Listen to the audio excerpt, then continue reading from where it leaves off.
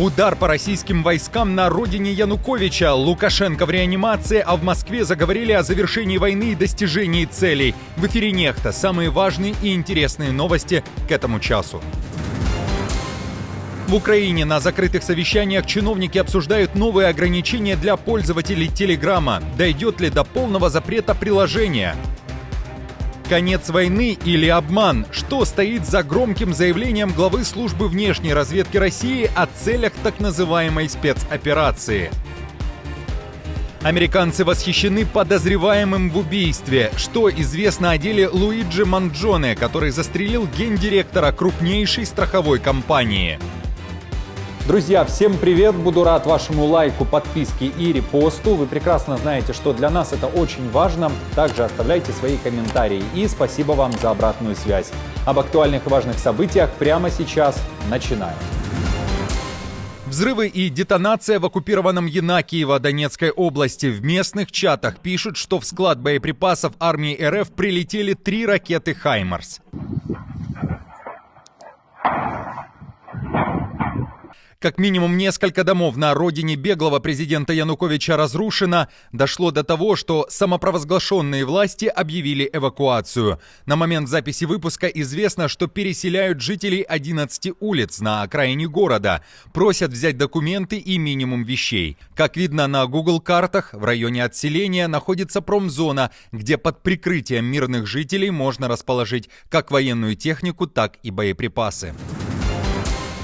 Грядет масштабное российское наступление, и небольшие контратаки Украины не смогут его сорвать. Так о тревожной ситуации на линии фронта пишет Forbes. Авторы издания вспоминают успехи ВСУ, которым удалось отвоевать недавно потерянные позиции на юге Донецкой области. Однако считают, что подобные события не смогут кардинально отразиться на обстановке на линии фронта. Авторы издания пишут о тактике российского наступления и приближении к ключевым городам в Донецкой области, в частности к Покровску. Forbes пишет, что предстоящая битва за этот город, который является важным логистическим узлом ВСУ, станет кульминацией наступательной операции российских оккупантов на юго-западном театре военных действий в 2024 году. В ВСУ тем временем говорят о том, что россияне готовятся еще и к мощным штурмам позиций в Запорожской области. Оккупанты перебрасывают на это направление большое количество живой силы і техніки. Тобто зовсім скоро він почне там також подібні дії. Не знаю, наскільки буде інтенсивність цих штурмових дій, проте за нашими даними розвідки він перекидає доволі, скажімо так, значну кількість таких груп, це десь близько 100-150 до 100 таких штурмових груп піхоти. Тобто, це буде на декілька днів подібних штурмів, також там будуть досить активно.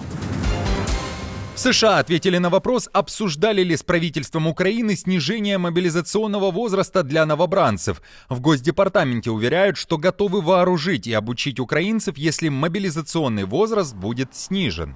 В конечном итоге решение о составе своих вооруженных сил – это решение, которое должны принять украинцы. Мы ясно дали понять, что если они направят дополнительные силы для участия в боевых действиях, мы и наши союзники будем готовы оснастить эти силы и обучить их для вступления в бой. Зеленский же в своих соцсетях пишет, что сейчас важно сосредоточить силы на обеспечении уже существующих бригад техникой и подготовкой, а не говорить о дальнейшей судьбе 18-летних. Мы не должны компенсировать нехватку оборудования и подготовки молодостью солдат. Приоритетом должна быть поставка ракет и уничтожение военного потенциала России, а не снижение призывного возраста в Украине. Целью должно быть сохранение как можно большего количества жизней, а не сохранение оружия на складах. В России уверяют, что практически достигли всех целей войны против Украины. Громкое заявление без какой-либо конкретики сделал глава службы внешней разведки Нарышкин. Свою оценку ситуации он высказал в интервью журналу «Разведчик». Стратегическая инициатива на всех участках принадлежит нам. Мы близки к достижению поставленных целей, тогда как ВСУ находятся на грани развала, а режим Зеленского полностью утратил легитимность и, как следствие, договороспособность. Напомню, что в РФ одной из целей так называемой СВО был и Киев за 3 дня, и денацификация, и демилитаризация. Однако после больших потерь, которые понесла Россия, и провала Блицкрига, из информационного поля РФ подобные формулировки исчезли. Почему именно Нарышкин решил рассказать о том, что Россия якобы близка к достижению целей? Каких целей и каков замысел Москвы? Является ли это заявление частью информационной кампании по подготовке россиян к мифической победе? При этом сама война будет закончена на условиях, продиктованных Трампом. Об этом мы поговорили с бывшим сотрудником Службы безопасности Украины Иваном Ступаком. Лично мое глубокое убеждение, я считаю господина Нарышкина круглым идиотом и полным болваном. Поясню почему. Во-первых, служба внешней разведки Российской Федерации, она даже по меркам российских спецслужб, она не котируется вообще. Это белые воротнички, это ребята, которые сидят в теплых посольствах, под дипломатическим представительством. Вся их задача сводится к тому, чтобы собирать информацию с открытых источников. Здесь господин Нарышкин, он уже неоднократно давал разные заявления, разные прогнозы, что все разваливается в Украине, что все плохо. Ни один из прогнозов не сбылся даже и близко, вообще от слова совсем. Я его называю что бумажный тигр, потому что он оперирует только бумагами. И здесь он в конкретном случае используется для того, чтобы просто слить ту информацию, которая есть в активном дискурсе в российском истеблишменте, в Кремле, в администрации президента Путина, о том, что эту войну действительно надо заканчивать, но ее нужно закончить только на мажорной ноте, что Российская Федерация победила. То есть, в принципе, вот все то, что происходит, это можно сложить в такой пазл, который называется «Трек мирных переговоров». Башар Асад не диктатор, так считает Лукашенко, который при этом называет себя диктатором и неоднократно об этом заявлял. Я же диктатор, мне трудно понимать демократию.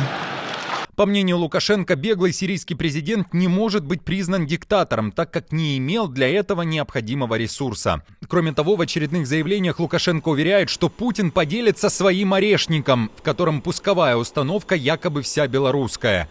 В этом уверяет самопровозглашенный. Он также заявил, что на территории Беларуси все же есть ядерное оружие, но где, так и не показал. Однако в свое время обещал это сделать в присутствии пропагандистки Скобеевой. Знаешь, они прозевали, они даже не заметили, как мы сюда их завезли. А еще Лукашенко рассказал о том, как оказался в реанимациях республики. Так отреагировал на отчет Конгресса США о пандемии коронавируса.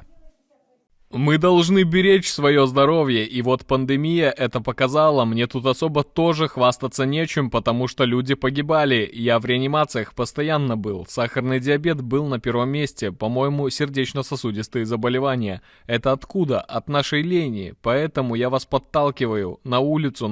Не можете бегать? Ходите. Не можете ходить? Бегайте. Надо заниматься собой, чтобы не ходить в аптеку, чтобы потом не париться. Украинские чиновники на секретных совещаниях по кибербезопасности обсуждают введение новых ограничений на использование Telegram. Об этом пишет New York Times. Авторы публикации уточняют, что разведслужба Украины пришла к выводу, что приложения представляют угрозу нацбезопасности и используются Россией для кибератак, дезинформации, взломов, распространения вредоносных программ и слежкой за геолокацией, в том числе для корректировки ракетных ударов.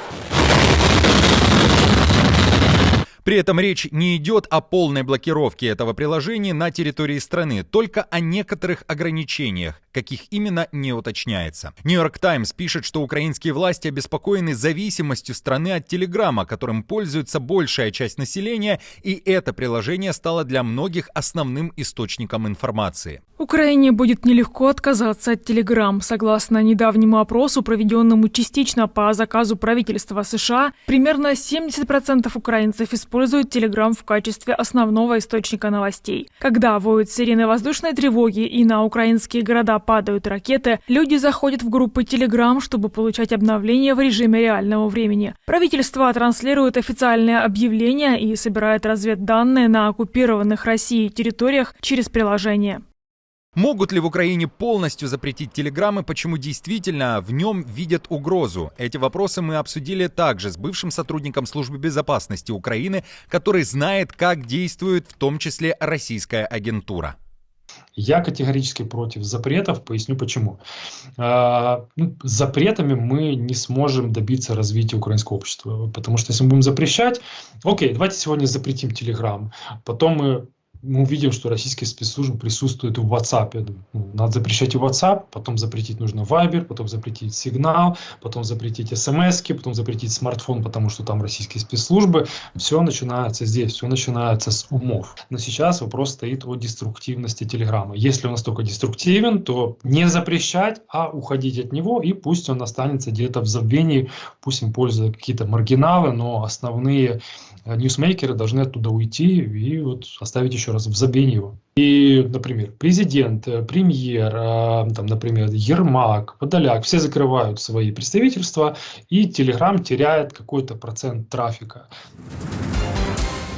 Американцы массово восхищаются молодым человеком, который подозревается в убийстве исполнительного директора компании по медстрахованию. В США отчитали, что задержали убийцу, и это 26-летний Луиджи Манджиони. Один из главных страховщиков США, Брайан Томпсон, был застрелен на прошлой неделе возле отеля «Хилтон» на Манхэттене. Тогда же стрелка зафиксировали камеры видеонаблюдения. После следственных действий полиция нашла запись, на которой можно было рассмотреть лицо вероятного убийцы. В соцсетях тем временем развернулась целая кампания со словами поддержки того, кто стрелял в страховщика. Практически целую неделю американцы надеялись, что полиции не удастся найти подозреваемого, которого сделали чуть ли не национальным героем за то, что якобы отомстил за народ, на котором наживаются страховые компании.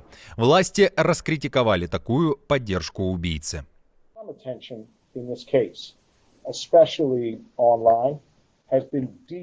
И некоторая реакция на этот случай, особенно в интернете, вызывает глубокое беспокойство, поскольку некоторые предпочли праздновать, а не осуждать этого убийцу. Брайан Томпсон был отцом 2 детей. Он был мужем, другом для многих. И да, он был генеральным директором страховой компании. В Америке мы не убиваем людей хладнокровно, чтобы разрешить разногласия в политике или выразить свою точку зрения.